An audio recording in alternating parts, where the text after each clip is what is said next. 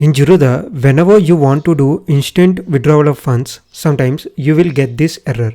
Here you can see error posting withdrawal. Instant withdrawals aren't allowed if you have any positions other than for selling your holdings. Place a regular withdrawal instead. That means why I couldn't able to withdraw funds instantly, because I have few positions in my Zerodha account. As I have these positions, I couldn't able to withdraw instant funds. You can able to withdraw instant funds only after selling the holdings. So in that case, what we can do is we need to go for the regular funds withdrawal.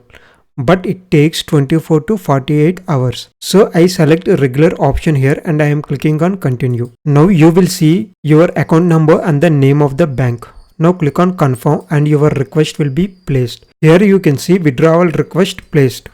Now in most cases on next working day your amount will be credited to your bank account. In the meantime, if you want to cancel the funds withdrawal request, you can click on cancel request. So if you get any error while withdrawing instant funds from Zerodha account, the main reason could be you have some positions. If you close these positions, then you can able to do instant withdrawal of the funds. Till then you cannot do that.